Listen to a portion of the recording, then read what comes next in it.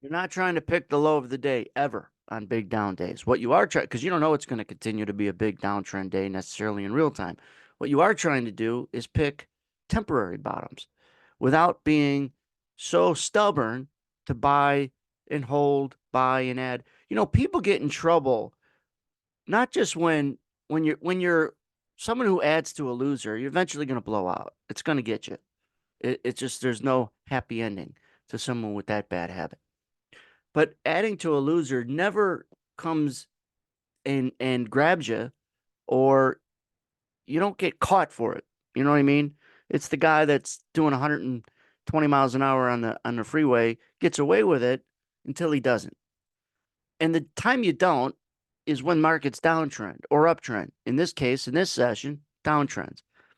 That's when your bad habits get exposed.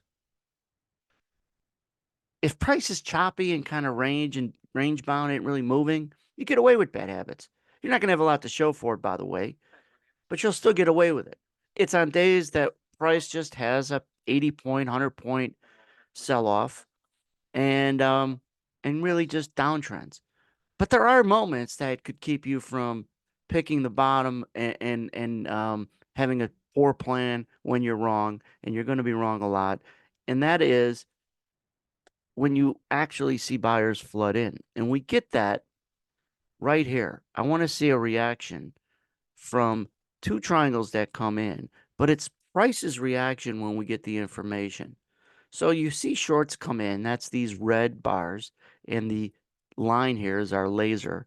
That goes red, which means slightly more shorts and longs, which is indicative of some upside, but also a blue triangle, which starts to show you that close to where price is, buyers are coming in, and more of them than sellers that are there. Also, that's the beginning of our chaser, which takes a look at plus or minus 10 or 12 ticks out from where price is, go from a sell imbalance to a balance right here. See this 613, 673? But this guy right in here, it's not just that it came in, it's look at what price did when he came in. There was a pretty quick reaction to move away from it. Price is like, ah, shit. And and that's indicative generally, right, of some more upside. Then you get the next blue triangle. Maybe the same pack of buyers are now jumping up here. Again, this is what it looks like behind the scenes anytime price moves up. You're going to have this chunk of buyers that moves up or moves down, and it's the market chasing price, or price doesn't go up. Price doesn't go up because more people buy it. It goes up because more people want to buy it. And there's a big difference. And so you also see our chaser right here, 663, 243 number. Every time you get, let me back it up, every time you get the blue triangle coming in, you take a look at that, and that's cooperating with more buy imbalance right there. More buy imbalance. So it's just, you only, people say it's happened, it only happens fast if you're not anticipating it, right? People who speak Spanish to me are talking fast. They're not. I just don't understand Spanish. So if anything happens too fast, it's because you don't understand it most of the time. All right.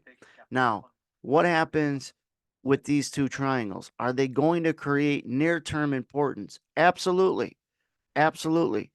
So it's going to rotate and generally not only create near term support, but when you breach that area, it's a lookout below moment as well. So the market rotates back down into this area and does indeed use it as support, not a, let me fast forward it, not a surprise. It kind of comes in and rotates back up. All right. Now, what also happened is, and I cut the video, but right when it got below that area, tap, tap, tap, boom, it was all over and there was a big down bar. And I'm going to show it to you on live charts right in here, right at that area where it came back down. Where was it? Right here. Came back down, lifted up, and the next time through it, once it gets below there, it's like the rabbit looking out, doesn't see any predators, boom, makes him run for it. Price made a run for it to the downside. Why? The predators in this metaphor would be buyers. If price looks up and doesn't see any buyers, boom, it's going to go where? Down. Why? Because there's no buyers. You need not buyers who buy it, buyers who want to buy it to go up. On the downside, It's the opposite. For the price of anything to go down, you need sellers who want to sell it. Sellers who sell it, while important, aren't as important. Why? Because they're selling it. They found someone to agree, which is the buyer. So a seller who meets a buyer, fine. Is that important? Sure. Is it as important as all the sellers who are lined up behind the guy when you look on the other side of the door and say, holy shit, what? There's a line a mile long for people who want to sell. So something's wrong with the houses in that neighborhood if that ends up being the case. So as traders, we're trying to look around those corners or in those rooms as a way to create an advantage over those we're trading against with respect to first understanding buyers who want to buy it are more important than buyers who already bought it. That's first. Once you have that aha moment, you try to find then, well, how can I spot that? So at least I create some sort of um, precursor to predict it's going to rain before I'm wet. And when you get into important spots, like it gets below this spot where my cursor is, it's got a good chance to do this. And then it does that, and it doesn't feel like a good guess anymore. When your predictions feel like guesses, you're not going to be consistent. When predictions feel like guesses, you're not going to be consistent. All right. And it doesn't mean you're going to be right after each prediction, but you can't feel like you got lucky.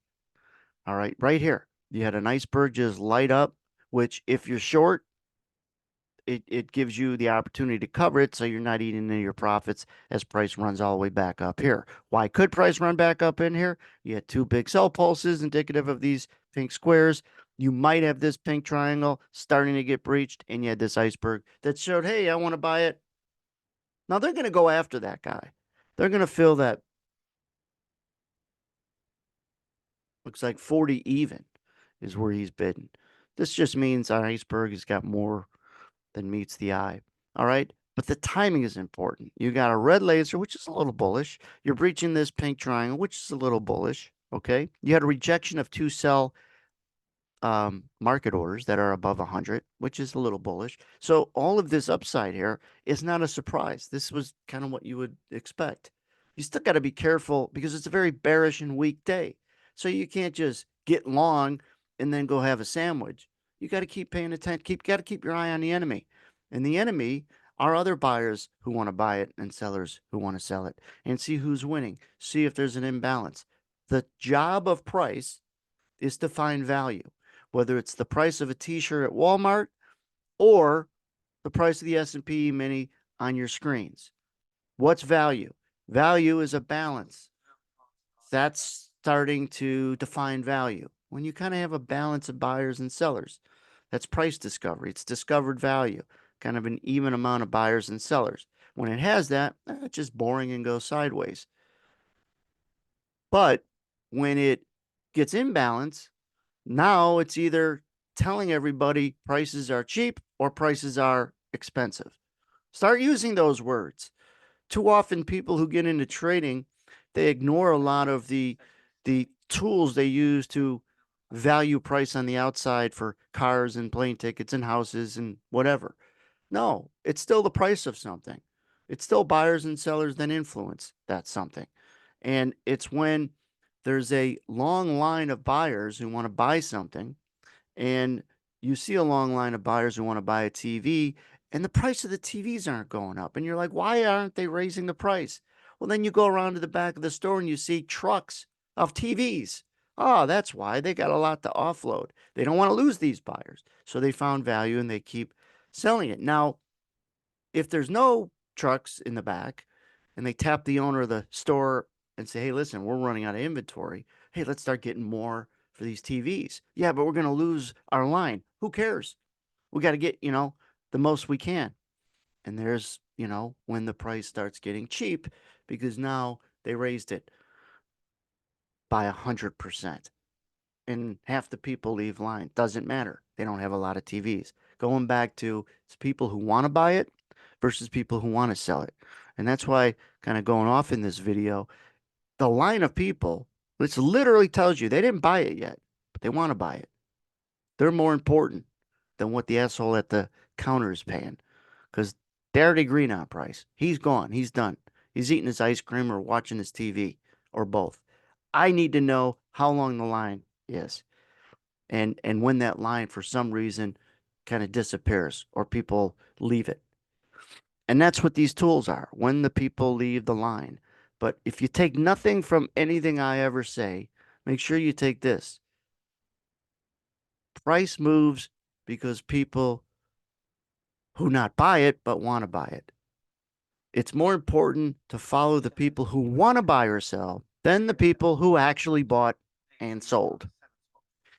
I'm not totally devaluing knowing people who buy it and sell it because there is information that's helpful to knowing big buying, big selling, and that activity, aggressive, passive, and whatnot. But the edge is always in people who want to do something. And sometimes if you could add to, they not only want to buy it, but damn it, they have to buy it. When do you have to buy it? When do you have to buy it? Do you have to buy it when you want to get long? And I don't mean, well, yeah, you have to buy it to get long, but I mean, do you have to buy it when you want to open up a long position? You want to buy it, but do you have to buy it? No, not really. Do you have to buy it if you're short? Yeah, you got to cover that short position at some point.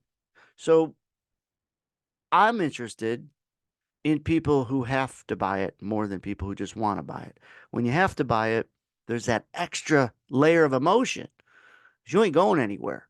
And so that's why other people's positions is so important because it shows and starts telling the story of what people have to do on top of what they want to do.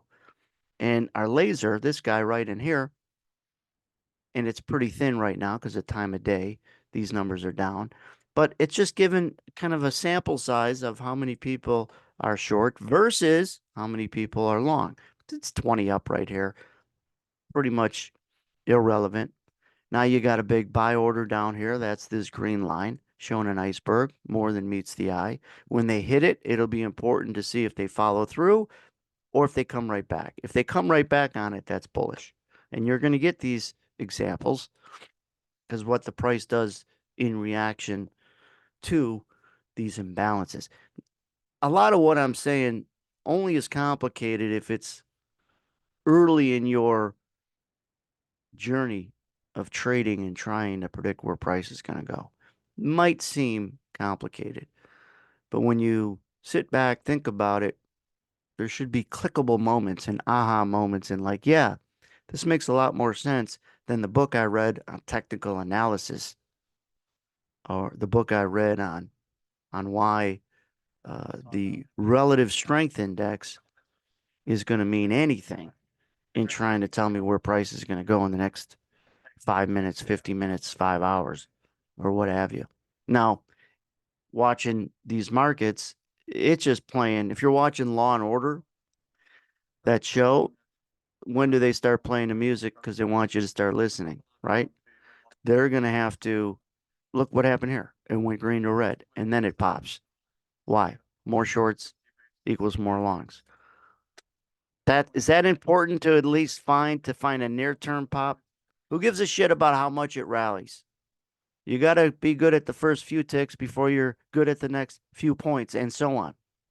Shorts came in, price a little bullish, price goes up. Also, there's some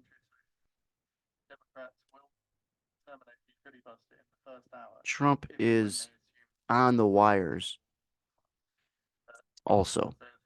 All right, so if it starts to slide back down here at this not only iceberg of buyers, but this low, longs are in trouble. That's if. Now, something changed and it was shorts coming in down here. And if you're not aware of it, then you're not aware of what's important that allows meteorologists to predict when it's going to rain. Think of yourself as a meteorologist and stop telling people it's going to rain after they're wet. You got to start making predictions that don't feel like good guesses, don't feel like you're lucky. There's probability. So what it's all about, the probabilities. Now, keep yourself aware of what matters and ignore what doesn't matter. Know what to anticipate. I'll leave you with that. If you know what to anticipate, you're way ahead of everybody else. It's like a driver. You're teaching someone how to drive, you got to teach them on what to anticipate. Good drivers know what to anticipate. Shitty drivers react because they ain't anticipating anything. They might as well be a crash dummy. They're not going to avoid accidents, they're going to cause them. There's a lot more accidents that can be avoided. See how it goes red again and then bullish again? It's the red in our simple minds. Yeah, it could mean bullish, but know why it goes red. More shorts than longs. And it's not the number of shorts always. It's just that there's a sample size that in the market at that moment, people think it's going to go down. What happens when too many people think it's going to go down? It doesn't go down. Well, why? Because when you're short, you turn into a buyer. So if you have too many shorts, you have too many buyers. If you agree that after you're short, you turn into a buyer to cover that short, then you have to agree that too many of those shorts creates too many buyers. The too many buyers is what's at play when the price of anything goes up. It's not important for that to be the case. It's imperative for that to be the case. It has to have that as part of the equation and part of the dynamic of what makes the price of anything go up. Again, it's not just the people who buy it, it's the people who want to buy it. There will be no federal bailout for AI. Be no federal bailout for AI. The market doesn't like that. It's another important moment to kind of like assess, is that bearish or bullish when he says something? Sometimes it's experience that allows you to get that feel. It's kind of the first time though that he's touching on AI and bailouts for AI. I think it a little bit to do with picking winners and losers and whatever. So again, it's not about people who buy it, it's about people who want to buy it and can't.